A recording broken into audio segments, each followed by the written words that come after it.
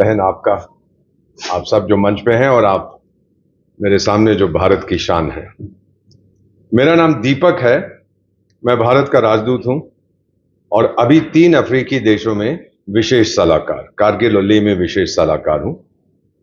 मैं बैंकॉक से आज ही अभी कुछ घंटे पहले लौटा अपना वोट डालने के लिए। वहां पे एक विश्व बौद्ध सम्मेलन हो रहा था, 18 देश, और अव्वल स्थान था भारत का।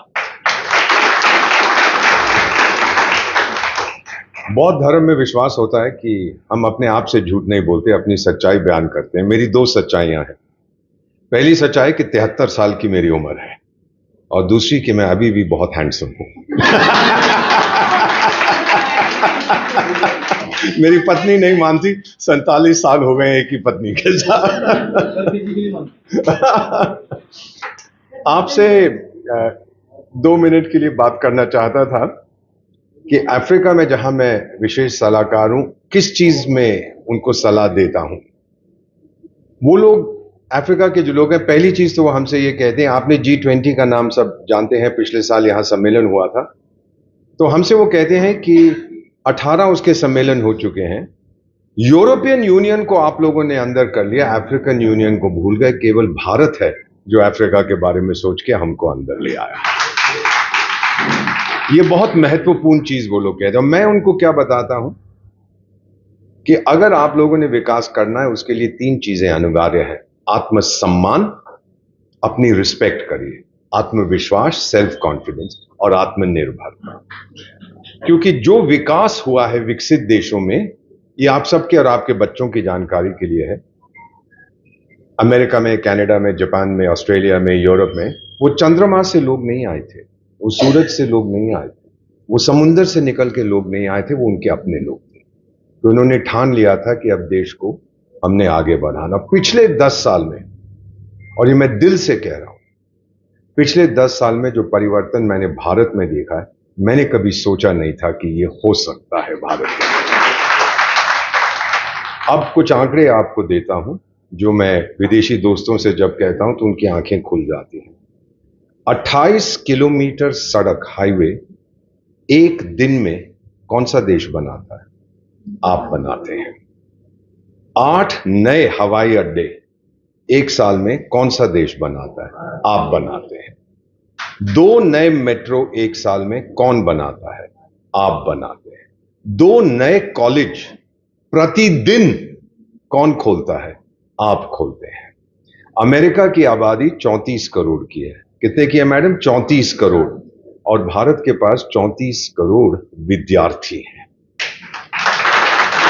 जिसमें से 52% हमारी बेटियां हैं। तो मुझे मत सिखाओ वुमेन्स एम्पावरमेंट के बारे में।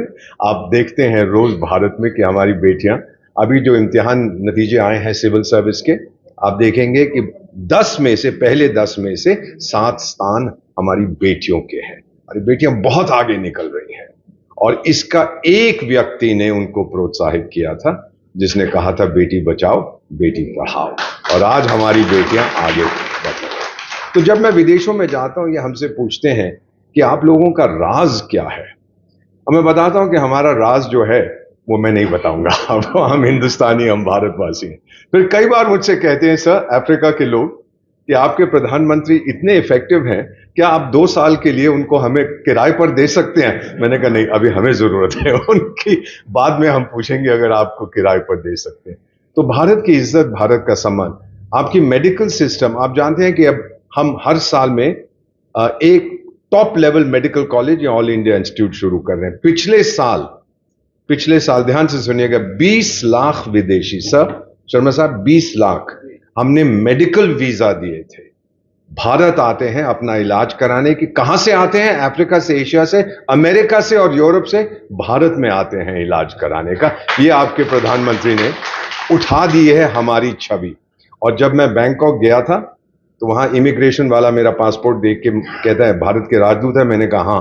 कहता है सर, आपके देश से इतने सारे लोग बैंकॉक क्यों, थाईलैंड में क्यों आ रहे हैं? मैं कहा क्यों? आपकी आर्थिक व्यवस्था को सुधारने के लिए आ रहे हैं, हम पैसे खर्च करते हैं। तो मुझे कहता है आपके लोग बहुत अच्छे हैं, दंगा नहीं करते यहाँ पर। मुझे बहुत अच्छा लगा वो सुन के। तो जहां जहां भारतीय समुदाय के लोग हैं, हमें उन पर नाज है, क्योंकि ये लोग कानून को फॉलो करते हैं, बेईमानी नहीं करते, डाकू नहीं हैं, लुटेरे नहीं हैं, लेकिन सम्मान करते हैं लोकल कम्युनिटी का और उनके विकास में ये पार्टिसिपेट। आखिर में एक चीज आप कहना चाहता हूं, अब इलेक्शन आने वाली है, कौन प्राइम मिनिस्टर बनेगा ये आप जानते हैं, मैं जानता हूं। यहां तक कि बांग्लादेश की जो प्रधानमंत्री मेरी दोस्त बहुत साल से मेरी दोस्त हैं, उन्होंने ऑलरेडी फैसला कर लिया कि 20 जून को यहां पर आएंगे और इनके साथ बातचीत करेंगे। नतीजे से पहले ही उन्होंने फैसला कर दिया। 12 इनविटेशन आए हुए हैं हमारे पास साहब के लिए कि आप आइए हमारे देशों में विजिट करिए या हम भारत आना चाहते। उन्होंने भी फैसला कर लिया कि ये जीतेंगे यहां पर। कुछ पश्चिमी देश हैं जिनको आग लगी हुई है और ये हमारे लिए बहुत जरूरी है क्योंकि ये सोशल मीडिया को कंट्रोल करते हैं। लेकिन हम जवाब उनको देते हैं कि अमेरिका के लोग वोट नहीं करेंगे इस इलेक्शन में, यूरोप के लोग वोट नहीं करेंगे, भारत के लोग वोट करेंगे। तो आप सोशल मीडिया में जितनी मर्जी गाली हमको देते रहे, कम से कम सोचते तो हैं हमारे बारे में और इतना डरते हैं कि अब हमें गाली देने लगते हैं। ये पहले मैंने कभी नहीं देखा कि इस तरह का इंटरफियरेंस हमारी इलेक्शंस में होता है। बस आपके पास कुछ दिन बचे हैं, आप ले आइए वापस से सरकार को, नहीं तो हम सबको जो विदेश सेवा में है, आज 6 फुट 2 इंच का मेरा कद है, जब मैं ऐसी जगह जाता हूं जो भारत की इज्जत देखता हूं तो 6 फुट 8 इंच का हो जाता है। फिर सरकार को कहता हूं मुझे पैसे दो, मुझे नई पतलून खरीदनी है। आप सबसे यही अनुरोध है, प्लीज, आप सब वरिष्ठ हैं, आप सब बहुत बुद्धिजीवी हैं, अब भारत को वहां ले जाइए। आधा रास्ता तो हम आ चुके हैं, बाकी आपको लाना है। और 5 साल और अगर इस सरकार को मिले, इस व्यक्ति को मिले जो मैं मानता हूं जितने दुनिया के, जितने भारतीय, हमारे सनातन में जितने देवी देवता थे, ये सब का प्रतीक है, ये सब का इनकारनेशन है जो कहते हैं। अगर इनको वापस हम ले आए, आप लोगों को वापस हम ले आए, तो मेरा फिर 6 फुट 8 इंच से 7 फुट 2 इंच का कद हो जाएगा क्योंकि कोई रोक नहीं सकता इस देश को। आखिर में बस वही एक गीत जो मुझे बहुत पसंद था, 73 साल की उम्र में मैं कह सकता हूं, हम लाए हैं तूफान से किश्ती निकाल के, इस देश को रखना मेरे बच्चों संभाल के।